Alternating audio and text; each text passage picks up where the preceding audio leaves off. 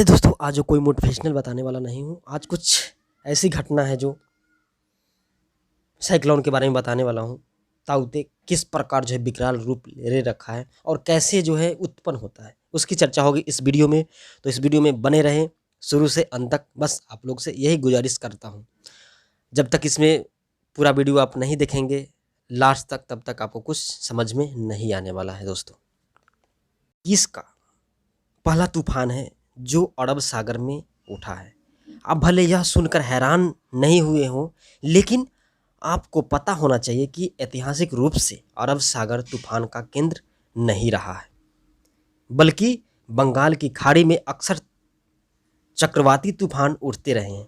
लेकिन 2017 और 18 के बाद माजरा यूं बदल गया क्योंकि मनुष्य प्रकृति के साथ खिलवाड़ कर रहा है। पर्यावरण दूषित और टेम्परेचर बढ़ने में सबसे बड़ा हाथ मनुष्य का है।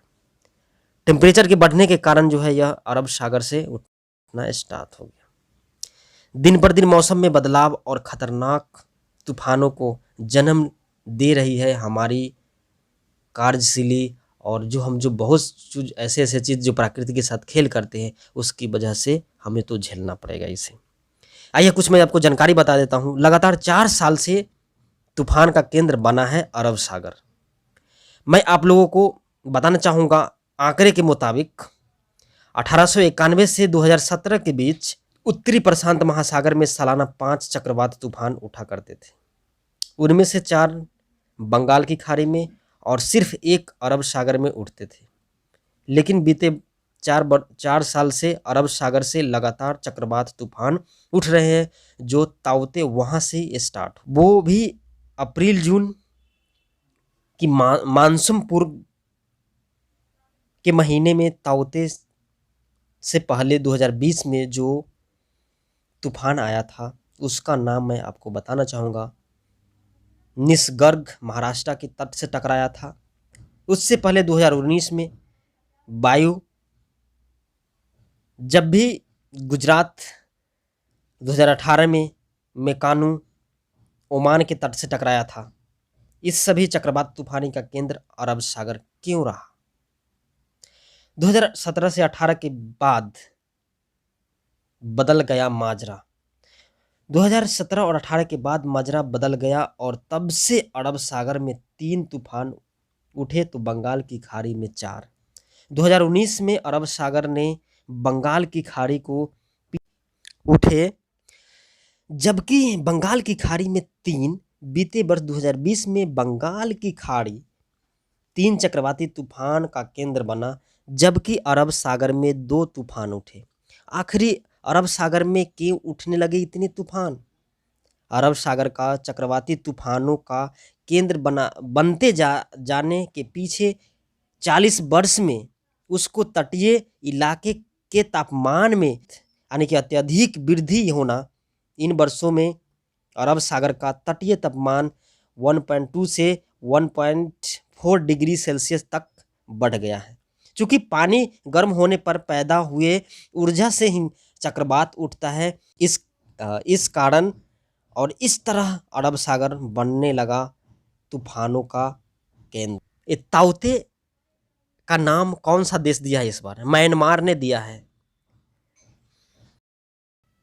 ताउते कैसे बना? अरब सागर के ऊपर बना दबाव का क्षेत्र अब चक्रवाती तूफान यानी कि ताउते का रूप विकराल लेकर के और हमारे बीच जो है प्रहार कर रहा है।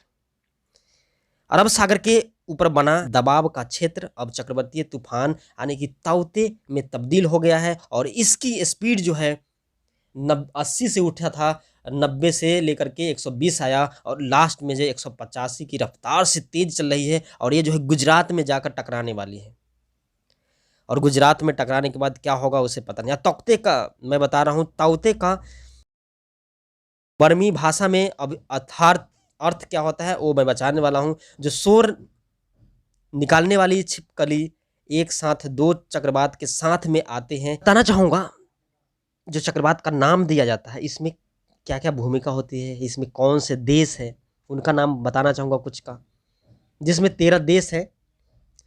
चक्रवात का नाम रखने के पीछे विश्व मौसम विभाग के तहत आने वाले दुनिया भर में फैले वार्निंग सेंटर की तरफ से किया जाता है। माने जो नाम दिया जाता है वो वार्निंग सेंटर सब जगह बना होता है, वहाँ से दिया जाता है नाम। इस पैनल में 13 देश हैं जिनका मैं नाम बताना चाहूँगा, आप ध्यान से सुनिएगा। इनमें से है Bharat first, Pakistan, Maldives, Bangladesh, Myanmar, Sri Lanka, Thailand, Iran, Qatar, Saudi Arabia, UAE और यमन। यमन ईटीसी जो है देश है जो अपना ओपिनियन देते हैं इस चक्रवात के नाम रखने में दोस्तों। तो दोस्तों अगर इस वीडियो में कुछ आपको समझ में आया होगा या ताउते क्या है इसके आपको कुछ जानकारी है तो आप इस कमेंट सेक्शन में आप बता सकते हैं। जो हमें लगा, जो मैं कुछ आप लोग को बता सकता हूँ तो बताया हमने। अगर आपको इस वीडियो में कुछ गलत या त्रुटि कुछ दिख रही है तो कमेंट सेक्शन में आप ज़रूर बता सकते हैं।